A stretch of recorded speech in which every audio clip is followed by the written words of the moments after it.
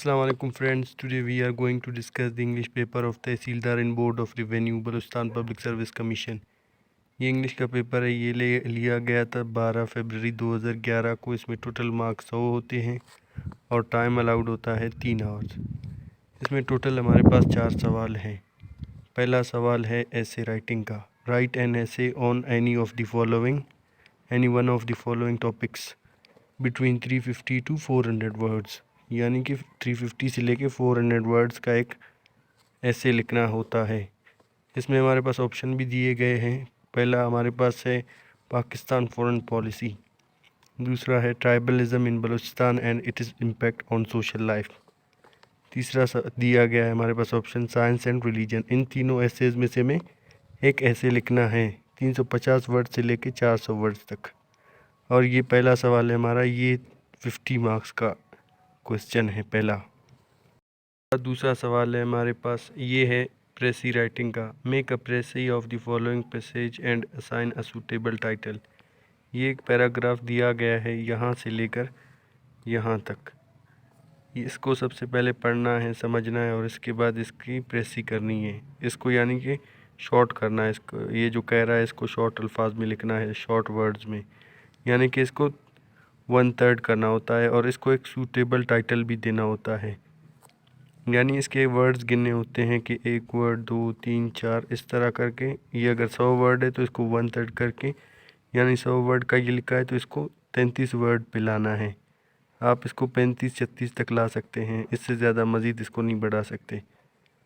ये भी हमारे पास ये पहला सवाल। ये दूसरा सवाल हमारे पास 25 मार्क्स का है। के बाद हमारे पास ये तीसरा सवाल है, ये है ट्रांसलेशन का। इसमें हमें ट्रांसलेट करना होता है, ट्रांसलेट इनटू उर्दू। ये पैराग्राफ दिया गया है यहाँ से लेकर यहाँ तक। इसको हमें पढ़ना है, समझना है और इसको फिर उर्दू में ट्रांसलेट करके लिखना है। इसमें मार्क्स होते हैं 12.5।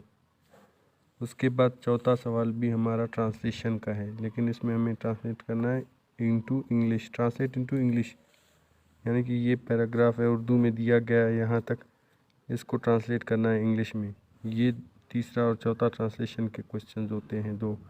इसमें भी 12.5 मार्क्स है, इसमें भी 12.5 मार्क्स है। इस तरह ये 25 मार्क्स हो गए। 25 मार्क्स का ये हो गया, ये 2 सवाल हो गए। 25 मार्क्स का ये सवाल हो गया और 25 और ये हो गया 50 मार्क्स का।